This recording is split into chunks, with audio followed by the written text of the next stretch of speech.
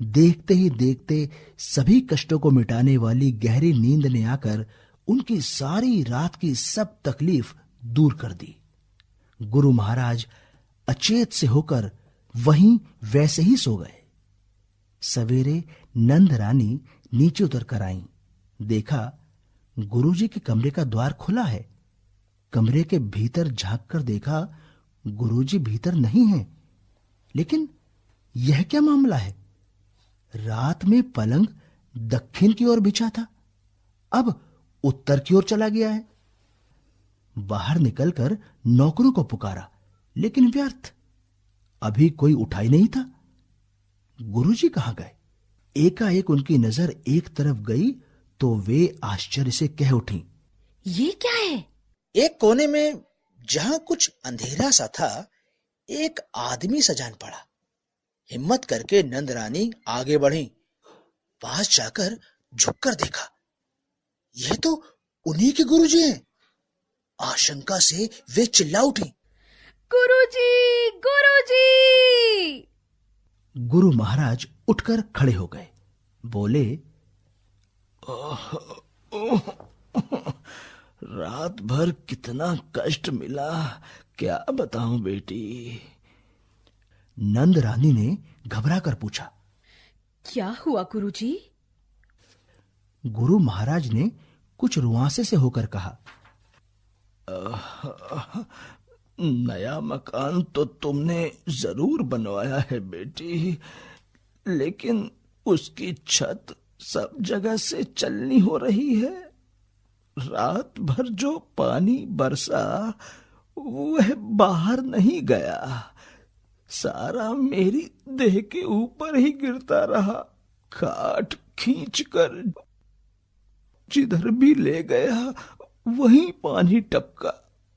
छत फटकर कहीं मेरे ऊपर ही ना गिर पड़े, इस आशंका से मैं बाहर भागा, लेकिन इससे भी जान नहीं बची।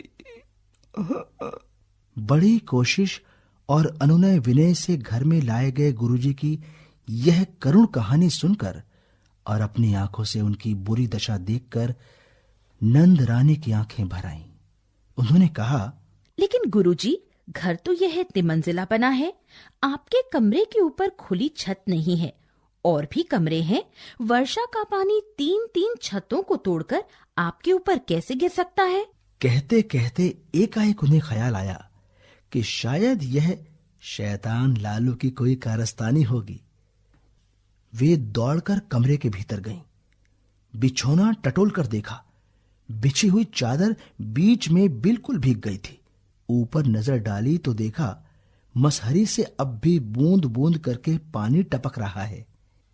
चटपट मसहरी उतारी तो दिख पड़ा कपड़े में बंधा बर्फ का एक डला उस समय भी मौजूद था।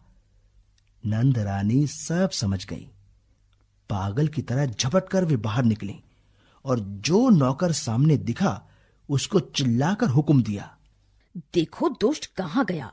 तुम लोग और काम छोड़ो, जाकर उस बदमाश को जहां भी पाओ वहीं से मारते मारते घसीट लाओ। लालू के पिता उसी समय ऊपर से नीचे आ रहे थे। पत्नी का बेतहाशा बिगड़ना और चिल्लाना देख सुनकर वे भौचक्के से हो गए। बोले, क्या हुआ, क्यों चिल्ला रही हो? नंद रानी रो पड़ी। बोली, बिना किसी कारण के उसने गुरुदेव की क्या दशा की है, जरा चल के देख लो। तब सब जने कमरे के भीतर गए। लालू की करतूत सब समझ गए। गुरुजी अपनी मूर्खता पर हो होकर हंसने लगे। नौकर ने आकर कहा, लालू बाबू कोठी में नहीं है। तभी एक नौकर ने आकर खबर दी कि वे तो मौसी के घर में बैठे पेट पूजा कर रहे हैं। इसके बाद लगभग 15 दिनों तक लालू ने अपने घर की चौखट पर पैर नहीं रखा। शरत चंद्र चट्टोपाध्याय।